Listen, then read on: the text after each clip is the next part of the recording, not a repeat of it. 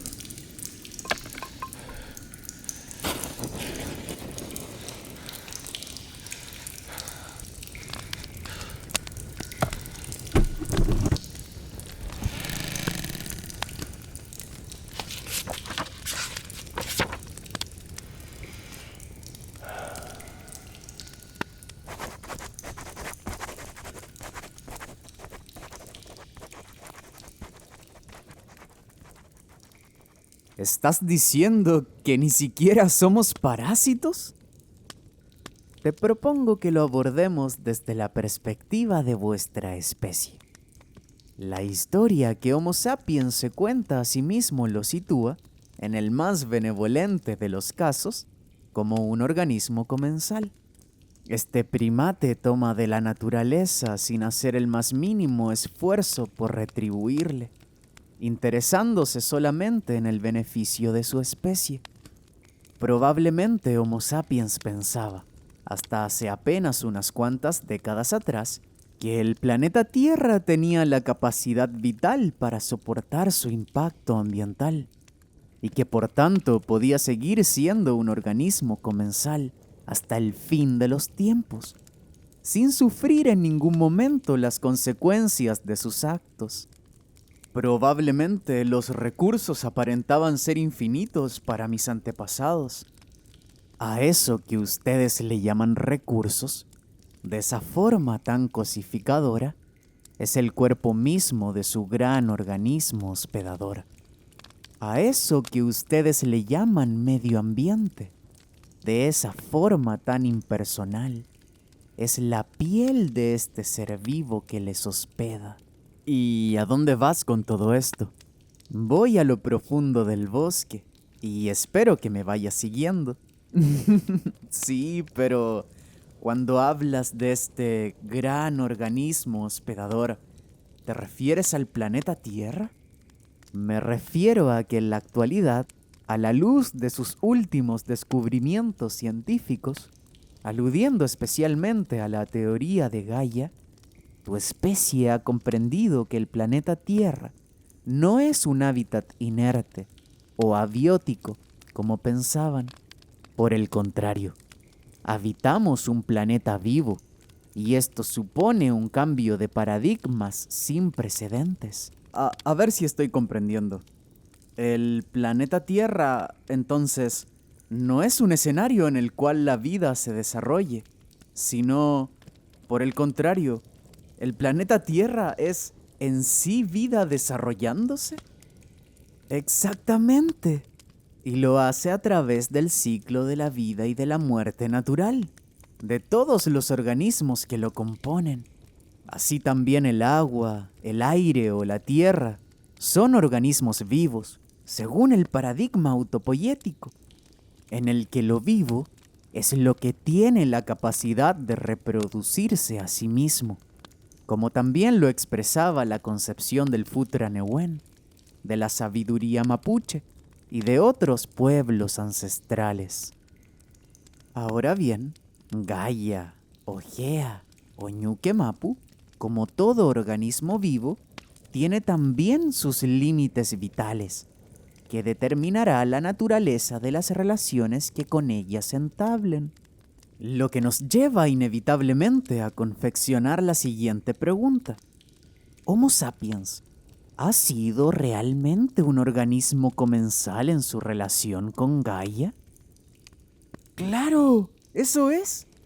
Nuestra especie se ha expandido de forma tan desaforada y destructiva que nuestro parasitismo ha desbordado todos los límites conocidos, transformándonos precisamente en los peores parásitos de este planeta. Nuestra especie no sopesó que este tomar desmedido de la naturaleza podía alterar la vitalidad de toda la Tierra, es decir, enfermar a nuestro gran organismo hospedador. De hecho, si no hubiese sido por ustedes, por este bosque, nunca se me hubiese ocurrido pensarme dentro de estas categorías biológicas. Jamás me pregunté si mi especie era parasitaria o comensal. Apenas me alcanzaba para reflexionar sobre mi propia vida y la pequeña dimensión en la que vivía, la dimensión humana. Y sin embargo, la experiencia de habitar este lugar ha comenzado a agrietar tu humanidad, a abrirte casi de par en par a la infinidad de existencias y a las dimensiones que desde ellas emanan. Sí, tienes razón. Y frente a estas existencias, frente a la vida del árbol o de aquel insecto, adopto este estado de apertura, como tú me enseñaste, ofreciendo mi atención y silencio para que la vida sea y aparezca, y solo entonces yo termino de ser frente a ella. Yo no sabía que la plenitud se palpaba en este encuentro. Tu ensimismamiento se está descascarando, abriendo como una semilla para germinar, finalmente, en el tejido de la vida en su totalidad, y no solo en la pequeña dimensión humana. De hecho, en la mayoría de los casos, Homo sapiens ni siquiera puede ir más allá de la dimensión de su propio yo. Que un primate de esta calaña pueda hacerse consciente de su colectivo biológico ya es todo un milagro. Ni hablar de hacerse consciente del tejido de la vida en su totalidad. No obstante, en última instancia, no se trata de vuestra especie o de la mía. La vida no está fragmentada, como ustedes la suelen proyectar desde su mundo de palabras. Al contrario, la vida se manifiesta y se desarrolla en las relaciones más que en los seres. Estar vivo es percibir y ser percibido, encuentro de sensibilidades, diferencias que intiman. Lo dices de una manera tan poética. La poesía es, precisamente, una herramienta para liberar a vuestra especie. ¿Qué estás sugiriendo? Que la poesía tiene el potencial de liberar a la conciencia humana de la esclavitud de las palabras. Es a través de la poesía que este primate recordará que las palabras no son más que los atuendos con los que ha vestido a toda la realidad, pues, como se hicieron adictos a sus propios balbuceos, ya no alcanzan a percibir la realidad material, sino solo una superficie artificial, es decir, su pequeño mundo de palabras.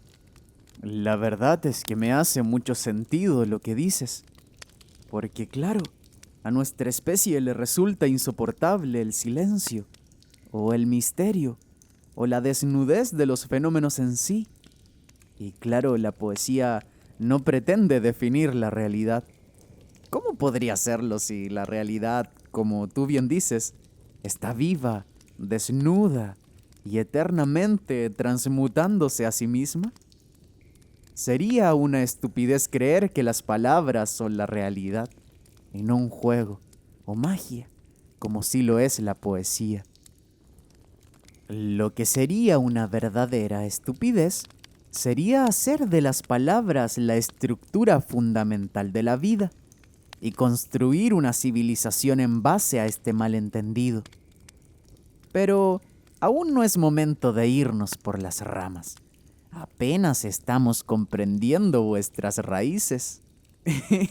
Pero por favor, ramifiquémonos solo un poco. Quiero comprender a qué te refieres cuando dices que la poesía liberará a la mente humana de la esclavitud de las palabras. Quiero decir que será a través de la poesía o del silencio, que Homo sapiens podrá desnudar su conciencia e intimar realmente con la vida, con la realidad, haciéndose parte de su fluir, sin absolutizar lo que en esencia es impermanente. Si te soy sincero, siento que apenas comprendo la superficie de lo que hablas. Ese es el problema de las palabras y, en esencia, el problema de tu especie. Pero descuida, lo importante es que aprendas a sentir, aunque lo que sientas sea tu propia falta de comprensión. Y ahora bien, por favor recuérdame, ¿qué fue lo último que escribimos? Ok, está bien. Te citaré textual.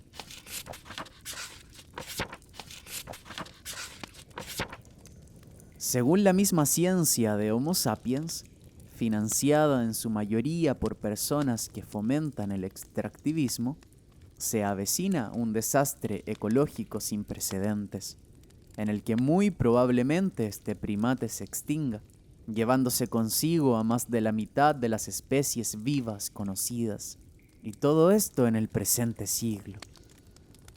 Muy bien, continúa escribiendo lo siguiente. Si hay algo de especial en este primate, como dijo el economista Manfred Max Neff, es su estupidez. Pues, para ser estúpido, se debe ir en contra de las evidencias, de las experiencias y de lo que se sabe bueno. Y Homo sapiens, a lo largo de sus 200.000 años de historia, ha acumulado bastante de las tres. Esta brillante estupidez se expresa principalmente en unificar a toda la humanidad en un único estilo de vida que es antagonista a la naturaleza de su propio planeta. En las profundidades del bosque evidenciaremos el trasfondo de esta estupidez. Sin embargo, antes de cualquier cifra, la salud de cada Homo sapiens en la actualidad habla por sí sola. ¿Para qué mencionar el estado de los bosques, de los ríos, de las montañas, de los suelos, de los aires, de los océanos del mundo? ¿Para qué hablar de la extinción masiva de la megafauna cada vez que Homo sapiens dejó su primera huella en una nueva isla o continente? La misma ciencia e historia vienen pisándole la cola a este primate. Toda su comprensión de la realidad le refriega en la cara lo insostenible de su antagonismo, de su narrativa autodestructiva. Y con la misma evidencia que ofrece la humanidad, sostenemos, sin la menor duda, que este primate no es un organismo comensal. Por el contrario, Homo sapiens es un parásito, y el peor parásito de la historia de este planeta, puesto que ni siquiera está dispuesto a compartir el mismo cuerpo de su organismo hospedador. ¿A esto te referías cuando dijiste que ni siquiera somos parásitos? Exactamente. Y ya lo había sospechado al responder las preguntas del formulario. La principal relación que Homo sapiens ha entablado con Gaia en la actualidad tiene un nombre y se llama extractivismo. ¿Y quién extrae? Si no es el que está afuera, el que es, precisamente, un extraterrestre, es decir, gente que no es de la Tierra. Y eso pasa porque ahora somos gente del asfalto. ¿Te parece si pasamos a las preguntas del formulario? Entonces, sección número 1. Las preguntas son las siguientes. ¿Tienes esperanza con respecto al futuro de la humanidad? ¿Consideras que sería algo bueno para el planeta Tierra que Homo sapiens desapareciera? ¿Crees poder vivir armoniosamente con la naturaleza? ¿Cómo?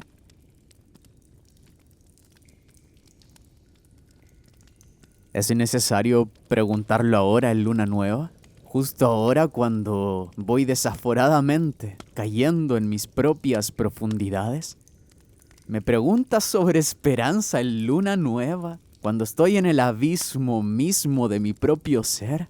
Cuando todo aquí adentro se siente tan denso y apabullante. Justo ahora me preguntas sobre si tengo esperanza con respecto al futuro de la humanidad.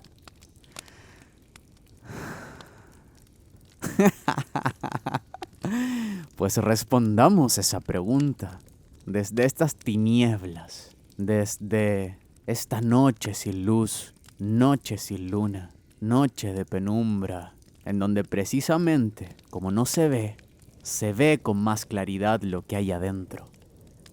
Ay, ay, ay, sombras queridas, sombras mías, sombras vuestras. Un saludo a las sombras en esta luna nueva para responder las preguntas de Nguyen en el formulario, en el episodio número 2 de este podcast, titulado Parásitos. Que si tenemos esperanza con respecto al futuro de la humanidad, ¿qué dicen los oyentes? ¿Qué dices tú que estás allí escuchando esto suspendido en un fractal de la inmensidad inconmensurable de lo real? Sí, tú que estás ahí precisamente lavando la loza, haciendo cosas humanas, demasiado humanas. ¿Cómo responderías a esto? ¿Qué? ¿No lo sabes? Pues yo tampoco lo sé.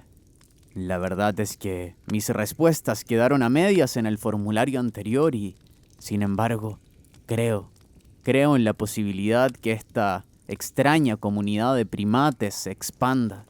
Primates que se han aburrido de su parasitismo y han descubierto que pueden evolucionar en su narrativa simbiótica y pasar a ser comensales que, como vimos en el episodio anterior, ya no tiene sentido. Lo único que realmente importa para nosotros hoy en día como especie es aprender a ser organismos simbiontes. Y eso la vida lo sabe desde sus inicios. Pero como nosotros nos hemos alejado tanto de la vida, hemos olvidado precisamente esta sabiduría intrínseca. Yo, personalmente, tengo esperanzas con respecto al futuro del planeta. No sé si con respecto al futuro de la humanidad. Si todavía continuase creyendo en un Mesías, sin duda alguna ese Mesías ya no sería humano. Seguramente sería una planta, algún animal o de hecho una bacteria. Somos deplorables, estúpidos como dice el espíritu del bosque. Cualquiera con un juicio medianamente sano puede observar la realidad que habitamos, el mundo moderno, y percatarse que en cada una de las áreas que componen a este mundo, áreas humanas, demasiado humanas precisamente, todas y cada una de ellas expresan la estupidez de Homo sapiens. Claramente hay cosas bellas, inventos creativos, como la bicicleta, por ejemplo, pero me refiero en un sentido más profundo, elemental y estructural. Cada vez que analizamos desde la política, la economía, la filosofía, la agricultura, cada una de las pequeñas áreas y subáreas que componen y clasifican nuestro pequeño mundo, cada una de ellas se cae como un castillo de naipes ante la incompatibilidad que tenemos con este planeta. ¿Cuántas cosas quedarían en pie de nuestra cultura moderna si es que necesitásemos cambiar nuestras prácticas para vivir de forma simbiótica con la Tierra? ¿Quedaría, aunque fuese un hábito incluso? Probablemente tendríamos que sacar hasta el cemento de las calles para de verdad comenzar a devolver todo lo que hemos tomado desmedidamente como parásitos. Que si tengo esperanza con respecto al futuro de la humanidad, como si el futuro existiese, como si el futuro no fuese solamente una ilusión humana. Es curioso que hagas estas preguntas tan grandilocuentes, espíritu del bosque. Es curioso porque sé, o por lo menos sospecho, que quieres enfrentarnos a nuestra propia sombra. ¿Y sabes qué? Creo que estamos viviendo una época en la que todas las personas se están viendo inclinadas y casi obligadas a enfrentarse a sus sombras. Las circunstancias de la vida en nuestras sociedades modernas está siendo tan cruel, tan cruenta, tan cruda, que las sombras nos salen al paso frente a cada experiencia, en el rostro de cada persona. Todo pareciera ser que confabula para reconectarnos con nuestro niño interior, para navegar nuestra vida en sentido contrario, de herida en herida, hacia nuestra infancia, para encontrarnos con ese pequeño, con esa pequeña, y poder sanar. Y estas preguntas, oh espíritu del bosque, pareciera ser que son precisamente las preguntas que nos llevan a la infancia de nuestra humanidad. ¿Qué pasó con nosotros? Pero en serio, tú que estás ahí, primate querido, escuchando esto, ¿qué nos pasó? ¿Cómo fue que llegamos a esto? Hace 600 años este continente, me refiero a Vía Yala, era otro. No digo que no existía el mal, si el mal no es también una ilusión humana. Me refiero a la relación que teníamos con nuestro entorno, es decir, con la vida. ¿Qué pasó? ¿En qué momento nos desconectamos tanto? ¿Tal fue el golpe que recibimos de los devastadores europeos?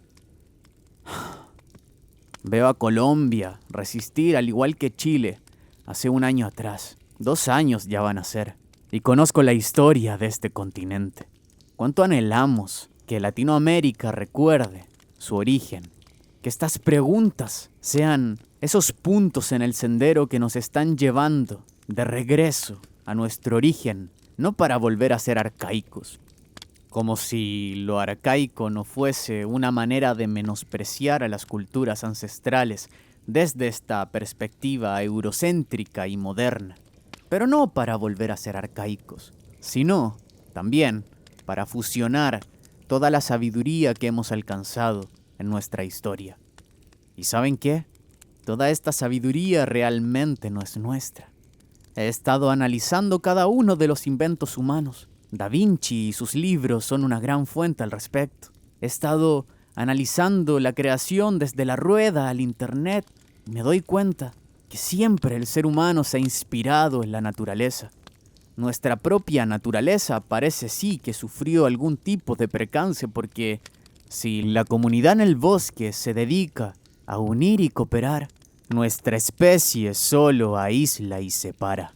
Perdimos esa sabiduría intrínseca en la que fluíamos sencillamente, como lo hacen precisamente la comunidad en este bosque. Yo vengo y camino entre estas plantas, insectos y hongos y me siento tan ajeno, tan extraño. Recuerdo, de hecho, los primeros días en este bosque, en el que, abrumado por la cantidad de seres que percibí a mi alrededor, en medio de la noche, corrí y me encontré con esta cueva, y desde allí este ha sido mi refugio. Sin embargo, lentamente he comenzado a darme cuenta que no necesito de un refugio. A medida que la humanidad se me va saliendo de la cabeza, me doy cuenta que no hay competencia como tal, que no hay que andar sobreviviendo el 90% del tiempo. Al contrario, aquí en el bosque, incluso los animales que son presa, pareciera que solamente el 5 o quizás el 10% de su tiempo tienen la necesidad de sobrevivir y habitar el espacio en esa lógica. Sin embargo, la mayoría del tiempo lo que hacen es estar plenos, siendo en el bosque, siendo el bosque. Ya llegará el momento de salir de esta cueva y integrarme completamente a la naturaleza, Por ahora lo que me queda, la tarea a cumplir, es responder las preguntas de este formulario. No tengo esperanzas con respecto al futuro de la humanidad. Siento que si llegase a existir una chance para nosotros, va a ser porque precisamente vamos a agachar el moño y vamos a empezar a aprender a estar vacíos, a inclinar la cabeza y a empezar a escuchar, de verdad escuchar, a escuchar a los seres que habitan en este lugar. Si hay esperanza para nuestra especie, esa esperanza no está en un ecocapitalismo, en una pseudo revolución verde, no está en menos emisiones de carbono, no está en seguir a los que siempre han impuesto el dominio y la subyugación de nuestra especie. No podemos seguir creyendo en los líderes del mundo, porque ya no tiene sentido la humanidad si alguien no es consciente de que la humanidad se está cayendo a pedazos, si alguien no lo puede ver y sigue creyendo lo que dicen las autoridades. Entonces es porque hay serios problemas de ceguera, de memoria histórica, de ignorancia. Y es tan curioso porque podemos salir a la calle y exigir dignidad, pero no nos damos cuenta que le estamos exigiendo dignidad al que precisamente mandó a hacernos estallar los ojos. ¿Qué puede ser más indigno que pedirle dignidad a un ser así? Es curioso, porque sencillamente nos cambian de canal y se acaba nuestra capacidad de cuestionar al sistema. Estamos en el canal de manifestaciones y de revuelta popular, y de pronto cambian el canal a pandemia, y pareciera que se nos acaba la conciencia histórica. ¿Hasta qué punto podemos estar dormidos? ¿En cuántos sueños estamos atrapados que despertamos y pareciera ser que nunca terminamos de despertar? Y que si considero que sería algo bueno para el planeta que nuestra especie desapareciera. Menos mal que esto es un podcast. He intentado de grabar unas 10 veces la respuesta a esta pregunta, pero ni siquiera que yo, quien fui el que escribí el guión, puede responder esta pregunta. Maldita sea. ¿Hay alguien que pueda responder? Hay respuestas que son evidentes. Si desaparecemos, el planeta se regenera. El planeta no nos necesita en lo más mínimo. No necesita que lo salvemos. Sencillamente, el mejor salvavidas es precisamente que desaparezcamos. Pero la respuesta también encierra algo paradójico, porque se le está preguntando a Homo sapiens, a ti y a mí.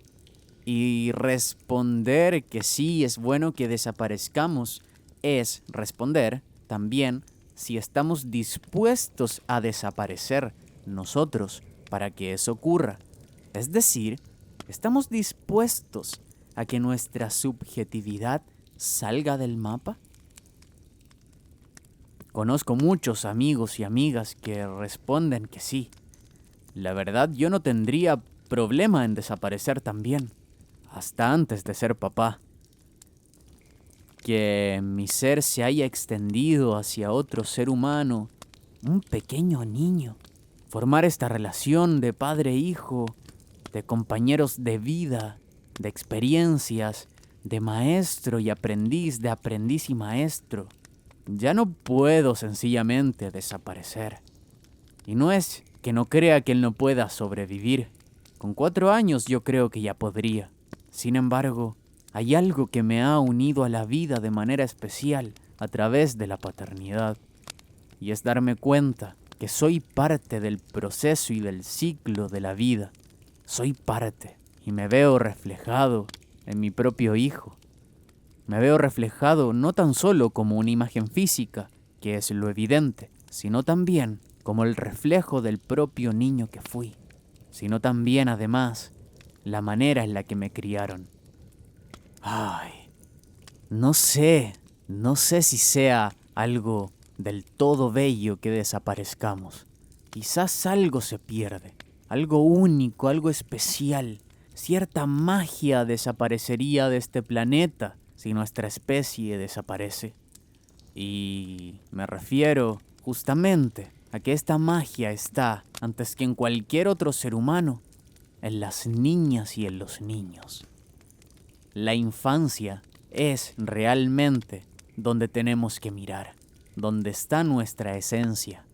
Es en esa apertura, como dice Nietzsche, en ese eterno decir que sí, en ese sí gigantesco, en ese sí a todo, al baile, al caos, a la nada, al todo, al juego, a la experiencia. Volver a ser niños, volver a la infancia de nuestra humanidad. Desde el adultocentrismo se anula la infancia y desde la modernidad se anula la infancia de la humanidad, llamándola desde un punto de vista despectivo como algo primitivo o arcaico. Volver a reconectar con este potencial implica revalorar esta experiencia humana y darnos cuenta de que si desaparecemos, sí, sería algo maravilloso para el planeta, pero no lo sería para nuestra especie.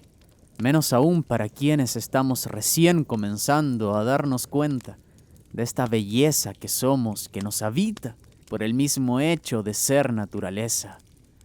Hay tanto para disfrutar, tanto para experienciar, tanta plenitud para ser desbordados. Y sin embargo, nos atrapamos en nuestros pequeños bucles, en las narrativas estrechas de nuestras vidas mediocres. Y nuestros bucles por lo menos podrían ser originales, pero hasta nuestras identidades están fabricadas en serie. No obstante, para los que estamos comenzando a despertar de nuestros 1000 sueños, para los que estamos rompiendo los bucles de nuestras narrativas y tomando nuestra vida de forma creativa y original, es que estamos empezando a reconocer el potencial que hay en nuestra especie.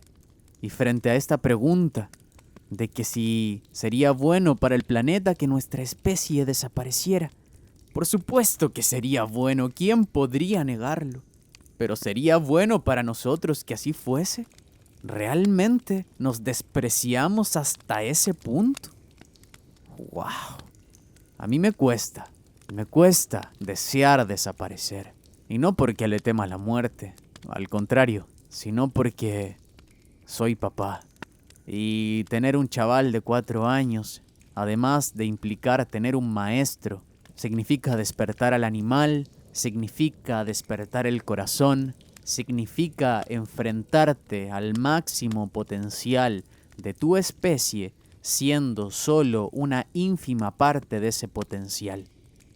O destruyes el potencial de tu hija o hijo, siendo padre o madre desde tu ínfimo potencial, o te enfrentas a ti mismo, viéndote reflejado en el espejo que es el ser de nuestros hijos, para elevar precisamente tu potencial como madre o padre, como ser humano a fin de cuentas. ¿Quién es realmente el maestro de quién en esta relación? Sin duda alguna hay algunos que ya sabemos la respuesta. Y está ahí, es evidente. Profetas como Nietzsche lo dijeron. La infancia es el estado más elevado del ser humano. La mayor belleza que hay en nosotros, en estos primates, en Homo sapiens, no es lo que encontramos en nuestra etapa adulta o en nuestra etapa anciana.